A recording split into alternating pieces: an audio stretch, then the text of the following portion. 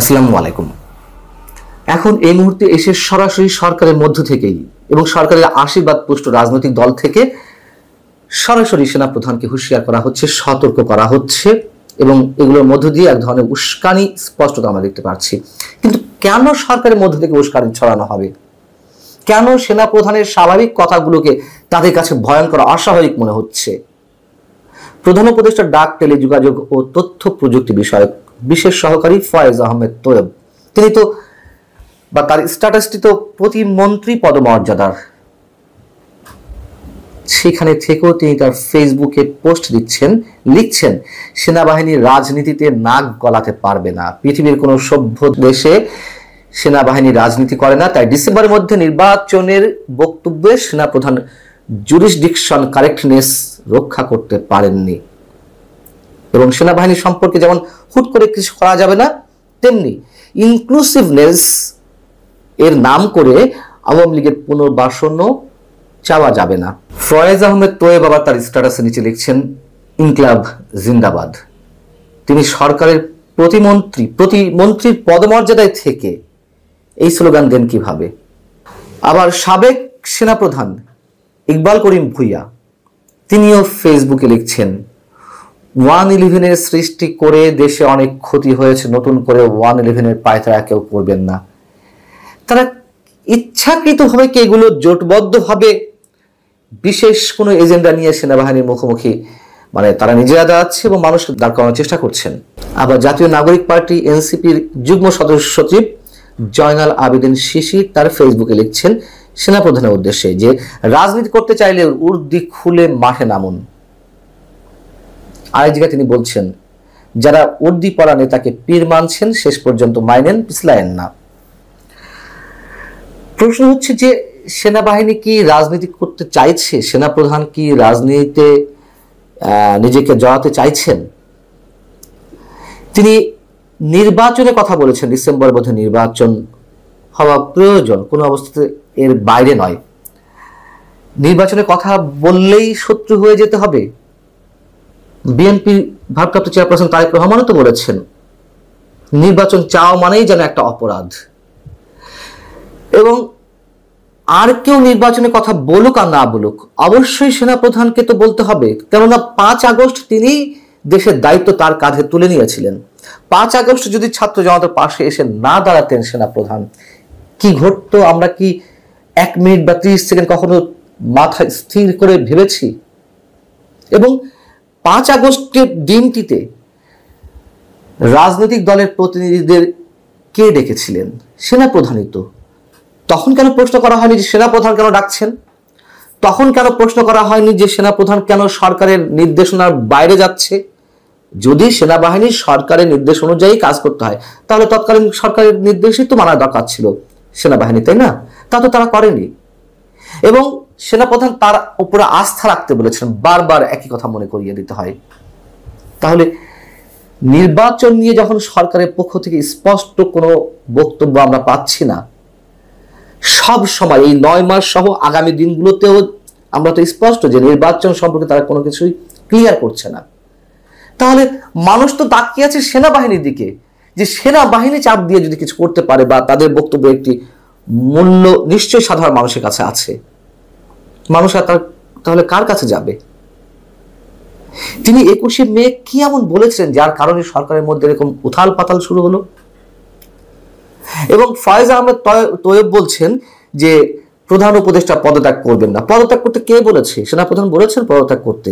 কেন সেনাপ্রধানের এই বক্তব্যের মধ্য দিয়ে তাদের ক্ষমতা হারানোর এক ধরনের ভয় সৃষ্টি হলো?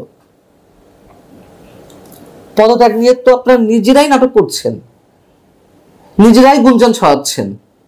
এখানে সাধারণ মানুষের দোষ বা কি, আর সেনাপ্রধান বা সেনাবাহিনীর দোষটা কি? দেখুন, কোন দেশের সামরিক শাসন আসুক এটি বৌদ্ধ উম্মাদও চায় না, কিন্তু তারপরও মানুষ এখন সেনাবাহিনীর উপরেই আস্থা রাখতে চাইছে। কোন অবস্থায় গেলে এটি হয়? সেনা প্রধান এর আগে সবাইকে সতর্ক করে দিয়েছিলেন, আবারও তিনি সতর্ক করেছেন এবং করিডোর বন্দর ইস্যুতে আন্তর্জাতিক শক্তির কোনো খেলা বাংলাদেশে চলবে না, তিনি এই মন্তব্য করেছেন। এই মন্তব্যের কারণে কি সরকারের মধ্যে আরো বেশি জ্বালাপোড়া শুরু হয়ে গেল বিদেশি শক্তির স্বার্থ হাসিল করতে পারছে না, মানুষের মধ্যে যদি এই প্রশ্ন উকি দেয় তাহলে কি ভুল হবে?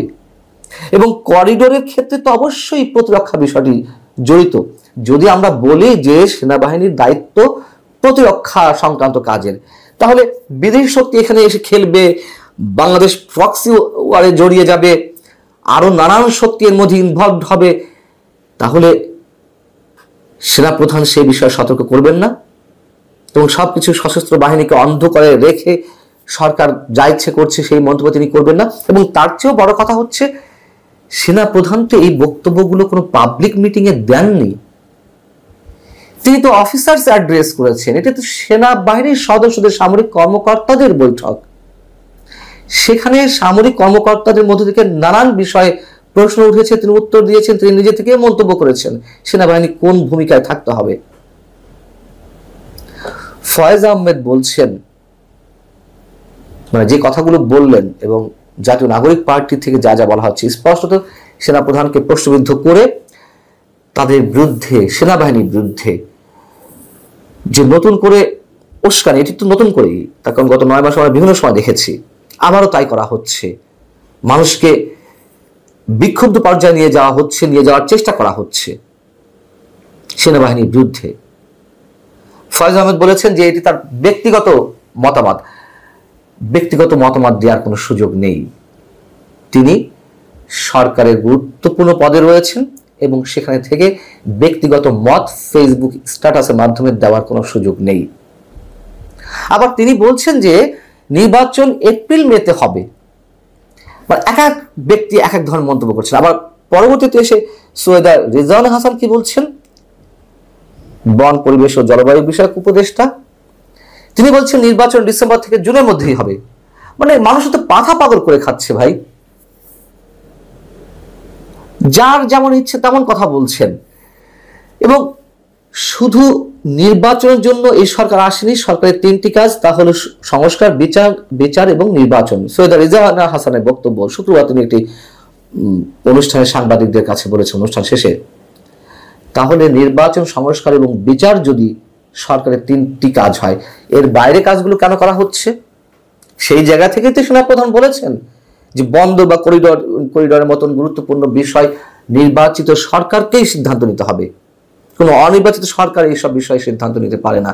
সেনাপ্রধান খারাপ কি বলেছেন? এবং রাজনৈতিক দলগুলো তো বলছে, একই কথা বলছে। আবার সৈয়দা রিজওয়ানা হাসান বলছেন যে নির্বাচন, সংস্কার এবং বিচার এই 3টি সরকারের কাজ।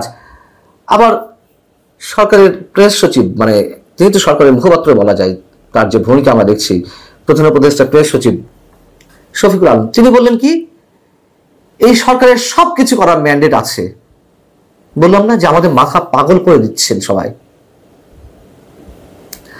সেনাপ্রধানের যে বক্তব্য 21শে মে আমরা জানতে পারলাম, এবং আইএসপিআর থেকেও তো এই বিষয়ে তারা কোনো বক্তব্য দেয়নি, এটা সামহাও এটা বেরিয়ে এসেছে, সেগুলো নিয়ে আমরা আলোচনা করছি। এবং যেভাবেই বেরিয়ে আসুক না কেন, রাজনৈতিক দলগুলোর কয়টি, হাতে গোনা 2-1টি যারা সরকারের আশীর্বাদ পুষ্ট, তারা ছাড়া আর কেউ কি সেনাপ্রধানের এই বক্তব্যের বিরুদ্ধে কিছু বলেছেন নাকি সবাই ওয়েলকাম জানিয়েছে? সবচেয়ে বড় কথা হচ্ছে নির্বাচনের নাম মুখে যে নিয়ে আসবেন তিনি সরকারের শত্রু হয়ে যাবেন। এবং সেনাপ্রধান নিশ্চয়ই রাষ্ট্রের একটি গুরুত্বপূর্ণ পার্ট, সেই পার্টি যখন কথা বলে তখন তো সরকারের মাথা খারাপ হওয়ারই কথা, স্পষ্ট। যার কারণে এখন নতুন করে সরকারের মধ্য থেকে নানান ধরনের নাটক, নানান ধরনের উস্কানি সেনাবাহিনীর বিরুদ্ধে আমরা দেখতে পাচ্ছি। আল্লাহ হাফেজ, ভালো থাকুন সবাই।